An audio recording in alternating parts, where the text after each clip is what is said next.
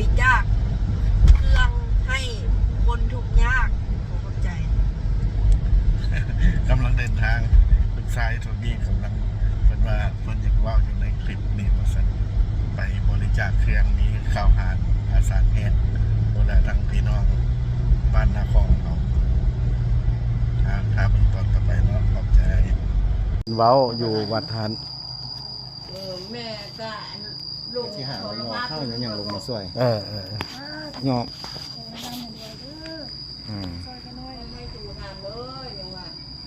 อันนี้เป็นลูกสาวเรานี่นะลูกสาวเมตู้อัมพาตอยู่หั่นแล้วเป็นนางนี่แหละ ลูก3 คนน้องกอดมือกับแม่ดีกว่าน้อยเลี้ยงผู้เดียวปวดกับปลาแล้วเขาไว้ย้อมกันมาจากเขาที่ไปยกเข้ามาไปหาเจ้านี่แหละบอกไปอย่างมาเอาเครื่องน้ำกันมาตัวบี้มาเก็บเครื่องไว้ลงมาก่อน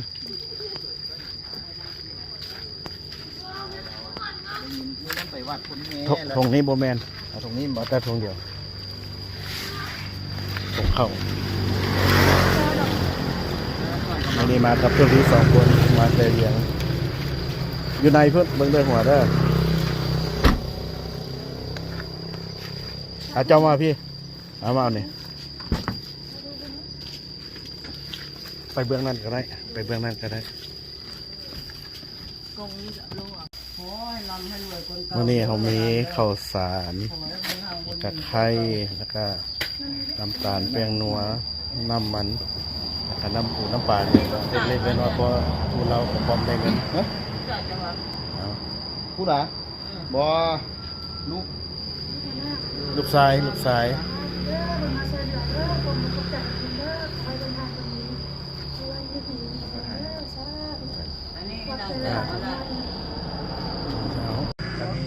แค่นี้ละน้ำใจกันซะ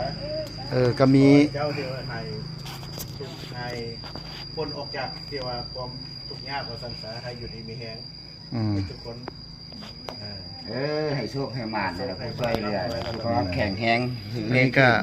ยานมาน้ำกันนี่นะเบิ้งน้ำกันอยู่นี่แหละเบิ้งแย้งกันอยู่นี่แหละมันยืนข้าวเหนียวยังทำให้ได้ให้ร่ำให้รวยย่อยิ่งขึ้นบัดนี้ล่ะเพิ่นเอามาช่วยแล้วมันโลดตู้ก็น้อยนั่งบ่ได้เอาล่อนั่งเวียแซ่อะไรที่ไปเบื้องน้องป่าที่น้องแสงเกลือคุณเขามันมักหลอยโอเคนั่นน่ะเขาจะดีแห้งแล้วป่านนี้นะ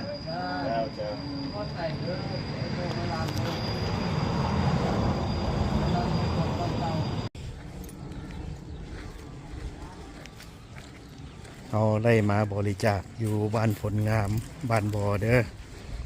maybe your mom translate for you okay so today I have to spend like $100 from you guys money from for everybody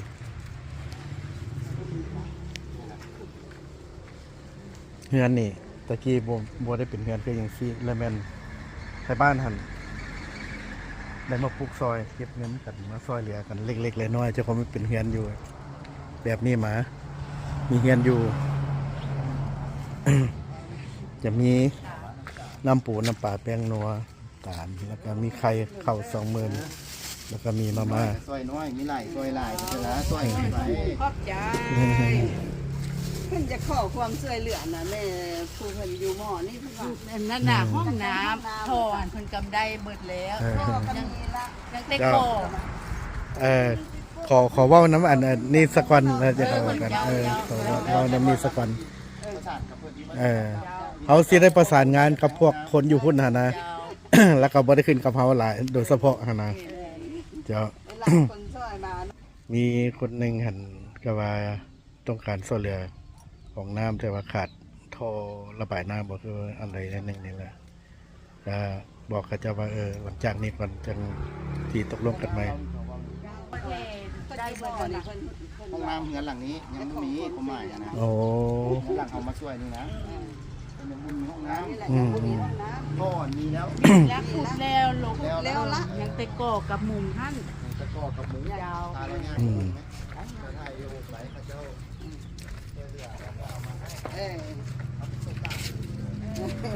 เขาเป็น อ่ะ ทา ย่าง ง ไปเลย ผ่านมาสิจ๊ะเป็นทางผ่าน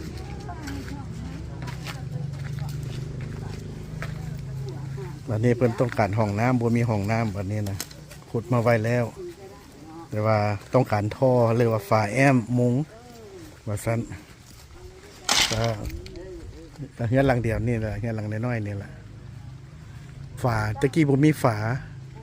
ก็ไทบ้านโฮมเงินกันเข้ามาเฮ็ดฝาแอมเฮือนให้เราบัดนี้นั่นเป็นน้ำสร้าง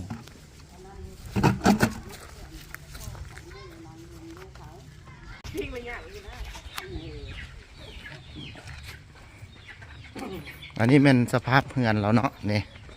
เฮือนเรานี่นะข้าเจ้าหันอยากได้ห้องน้ำเพราะหมายเพราะว่าอันน่ะท่อบ่มีอย่างหันมีแล้ว ยังแต่อันแอมกับมุ้งว่าสิซะนี่เจ้าของผู้ที่ว่าเอามาสวยมานี้ไอ้ตุ้ยมาสวยมานี้นั่นแม่นเรานี้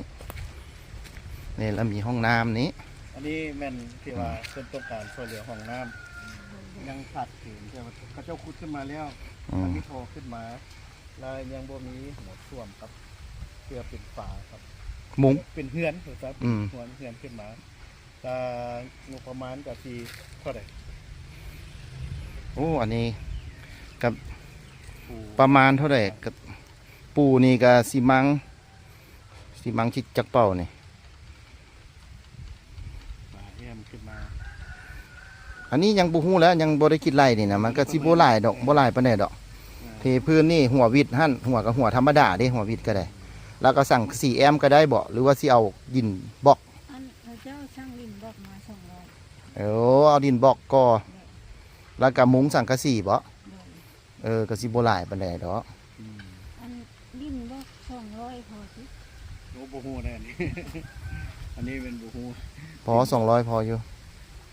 เนี่ยลูกออกกล้องอะไรนะ เด้ดิบบ่เขาเจ้าอยู่ข้างหน้าเนี่ย บ่พอก็ซื้อเพิ่มเท่านั้นแหละก็ไปหั่นแหละ เพิ่มเท่านั้น อืม เขาจะเอาเพิ่มไปอยู่ อืม น้อยอันนี้มันหลังบ้านน้ำสร้าง นี่น้ำสร้างกับเจ้านี่นะ อันนี้น้ำสร้างแต่สมัยโบราณตะกี้กับที่ได้อยู่4-50 ปีขึ้นมาแล้วซักฟอมเอามีซักฟอม สักปลอม สมัยเฮาก็ซักจังซี่แล้วเบิดนะ ซักฟอมมือเห็ดเป็นก็ เออ เป็นบ่แล้วนี่ ก็สิเป็นอยู่ที่บ่อันนี้ก็ได้ไปโดนนั้นลืมมันสักปลอมบ่นี่ก็ บ่ได้ซักเรื่อย อันนี้เด้เจ็บเอวอีกซะสู้เอาใส่หลาย ๆเอาหน่อยนะ เออ มีซักฟอมนี่ เออ นี่ได้น้ำขึ้นมานี่เห็นเป็นสิ้นนี่แหละ อืม เมื่อกี้เขาก็วิถีชีวิตของบ้านเขาก็มีแต่แบบนี้นี่แหละซักฟอมขึ้นมาอาบกินอยู่นี่ไปรวมกันอยู่นี่เบิด อืม เออ ก็มีแต่จังซั่นแล้วเนาะ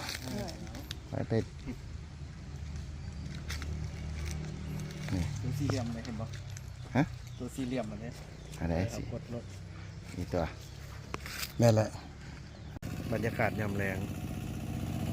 นี่ก็ประมาณ5:30นี่แหละแต่บ้านเพิ่นกำลังที่ว่า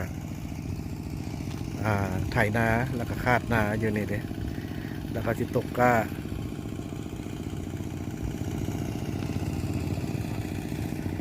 แถวนั้นพวกเขาควายเด้อพี่น้องเด้อพวกเขาควายทั้งนี้สวัสดินแกนนะน้ำบ่หลายพวกเขาควายเนี่ยนะแนะนำห้อย